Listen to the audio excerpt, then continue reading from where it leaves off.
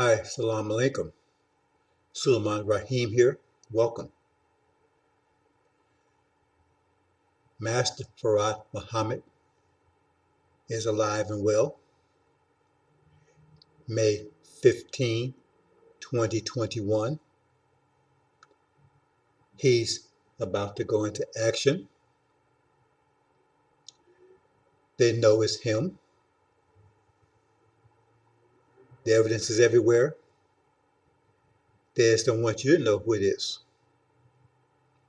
But he's alive and well. We're going home, brothers and sisters. It's a short clip. You decide.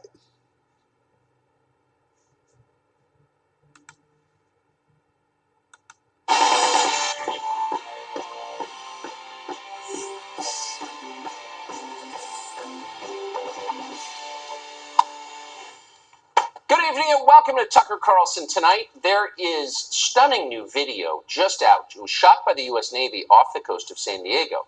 It clearly shows an unidentified flying object descending from the sky, hovering, and then disappearing without a trace into the Pacific Ocean. If you've dismissed UFOs as imaginary or ridiculous, and many have, you're going to want to see this tape. We'll show it to you in just a moment. But first, as you have likely...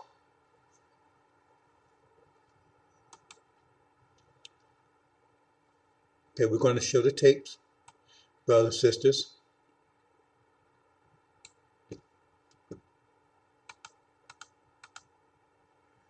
And you can make up your mind for yourself.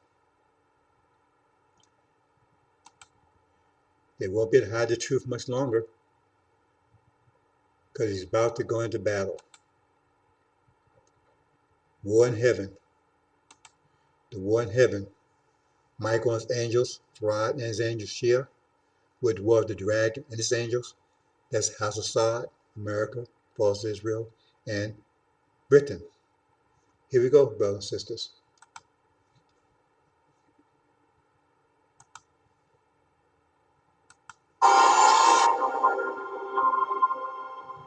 We've interviewed a number of experts on the show, people familiar with footage in the possession of the U.S. military, who have said there is tape out there of unidentified flying objects descending from the sky and then disappearing into the ocean. Well, today, that video emerged. The Pentagon has just confirmed that the footage is real. You're seeing it now on your screen. It was taken by the Combat Information Center on board the USS Omaha on July 15th, 2019, off the coast of San Diego. As far as we know, the UFO in question was never recovered. There was no material indicating a crash. More than that, we don't know. Tom Rogan is a Washington Examiner columnist, well-versed in the subject. He joins us tonight. Tom, what do you think we're looking at here? Well, I think we may well be looking at a true unknown, which is to say intelligently controlled machinery that is not understood to be in the possession of the United States, China, or Russia, which are the three most advanced countries in terms of military aviation.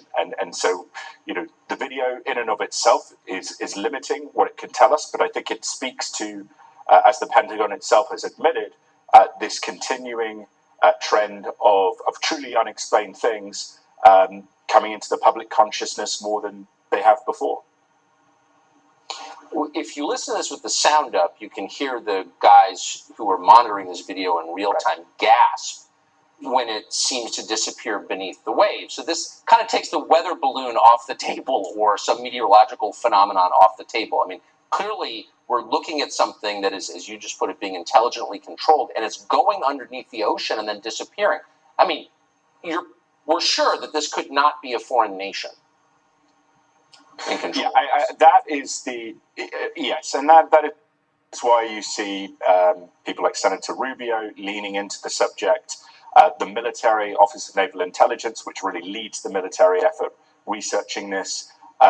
There isn't anything that we have, top secret information about what China or Russia have, or what we have at Area 51 that can do what these things do in terms of the variable performance. And I think specifically relevant to this video, in the coming months and years, an area which we will learn more about is the interaction of US Navy submarines, nuclear ballistic missile submarines and attack submarines, picking up sonar contact of things moving at hundreds of knots under the water.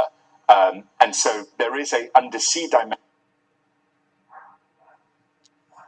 100 knots is approximately about 115 miles per hour. 115 miles per hour underwater.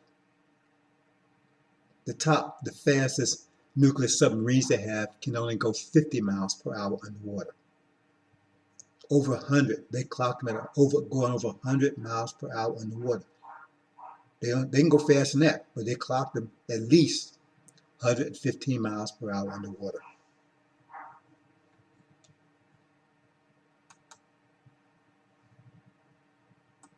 Mention to this that the Navy has sort of pushed off to the side as the pilots talk more about their experiences.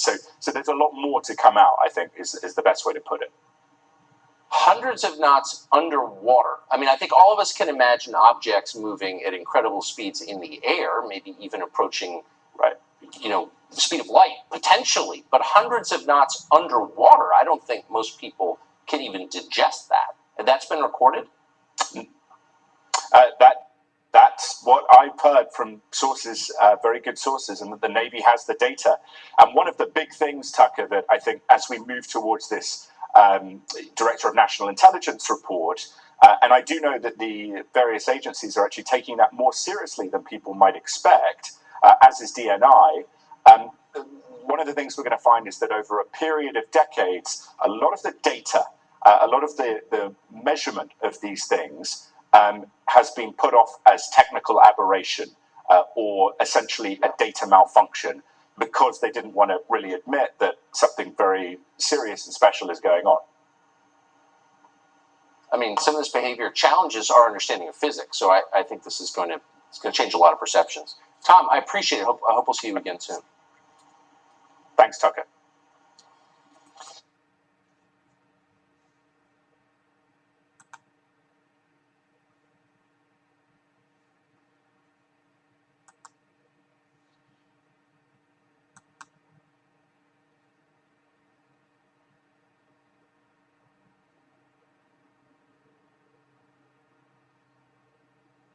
I would say it challenged your understanding of physics, because your understanding of physics is very basic.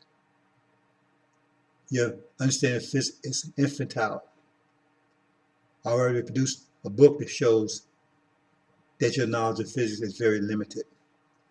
At any rate, notice they said hundreds of knots, not 100, hundreds, multiple. And 100 knots is approximately 115 miles per hour.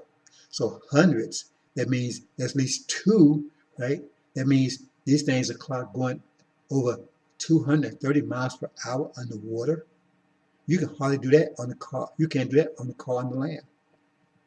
Over 230 miles per hour. They said hundreds, so you're talking about at least 200. And they can't touch it. Can't touch it. And they're getting ready to go to war against these things. See? And they know, because Elijah Muhammad told them, they took all the Elijah Muhammad's material and stole it back in the 30s. They know what these things are. They just don't know what to do with them. See? If you study the lessons, Farad was talking about nuclear bombs, nuclear explosions, before they even knew, and before it was even a consciousness of Europeans. Remember, he revealed this to Elijah back in the early 30s. There wasn't any consciousness of a nuclear bomb in early 30s. Nuclear explosion. Go back and look at all the material, even their science fiction movies. The most powerful weapon they had was like a death ray with flash forward and that kind of stuff. And he's talking about, in the lesson, if I get it correctly, someone's cracked an atom into 6 million parts. See, how much does a cracked atom weigh? 6 million parts. See, they weren't even talking about cracking atoms, splitting atoms. And if you understand the lesson, right, so then they ask you, how much does a cracked atom weigh? And all you have to do is understand, have some understanding of physics, know that weight and force is the same thing. Weight is just how you talk about force in terms of gravity. So if you ask how much does a crack atom weigh, you're saying how much force does a crack atom have? And so if you have an atom, right, this a tiny atom, right, that you can't even see, but all of a sudden it's breaking up to 16 million parts. See, 16 million parts. It's instantly. Those are photons. That's a nuclear blast. Read the lesson. That's a nuclear blast. And they didn't have a concept in their mind at the time that he revealed this to Elijah Muhammad. So don't tell me that those lessons don't mean anything. Read it. Crack atom, 16 million, 6 million parts. That's mean photons. Yes, 6 million photons coming out.